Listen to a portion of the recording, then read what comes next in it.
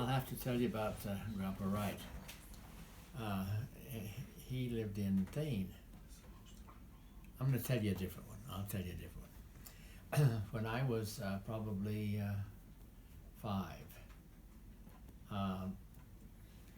Elta went to Salt Lake Temple to get married to Brent, and Dad and Mom went with them, and Brent's mother went with them, and they went down to Salt Lake to be married. And so Nola and I were sent to Aunt Velta's down in Freedom, and we were staying overnight there with Aunt Velta. And when we got up the next morning, and Aunt Velta says, "Would you like an egg?" I says, "Yes, I like an egg." And so she cooked me an egg, and I ate it. And she says, "Would you like another egg?"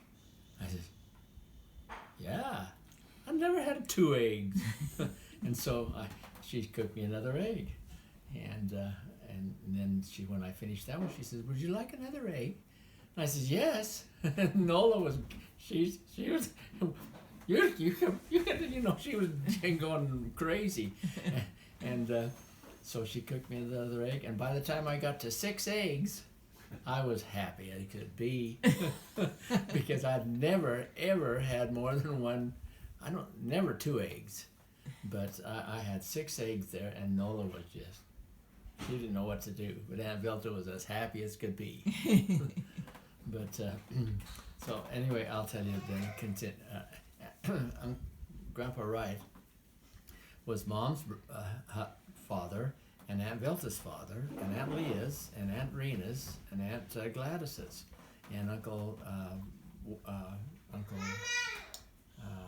Just a minute, Uncle. Anyway, he was. He always stayed up in Afton because he had my grandma Wright had died long before I was born, and so Uncle Bill and Aunt Velta sold the farm down in Freedom, and they moved up to build a house up in Afton. And so they were living in Afton, and Ruth Ann was the same age as I am, and she and I were going to high school together. And so Grandpa would come over and stay with us maybe a week, every so often. I don't know, maybe it wasn't a week or whatever, but anyway, he would come over and stay with us. And he got cataracts and couldn't see very well out of his eyes. In fact, he had me read the funny papers. He loved Prince Valiant. It was in the funny papers. And so every Sunday, whenever we got Saturday, when we got the funny papers, I would read it to him. He was just so happy as can be. And I thought, boy, that's pretty good. I'm in grade school, and I can read to Grandpa Wright. But he loved that. And then also when we would eat, Mom would have tomatoes cut up, and he said to me, he says, "Do you want sugar on your tomatoes?" I said, "No, I don't want sugar on my tomatoes." He said, "You don't know what you have. You haven't eaten anything until you have sugar on your tomatoes." Well, he passed away, and I still haven't had sugar on my tomatoes. But he was such a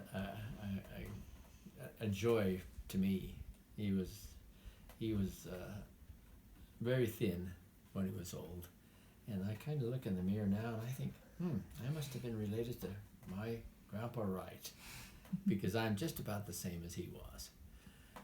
But he died when I was a junior in high school, and Narita and I went to the funeral. But so you knew him well then? yeah, we knew him very well. Loved it.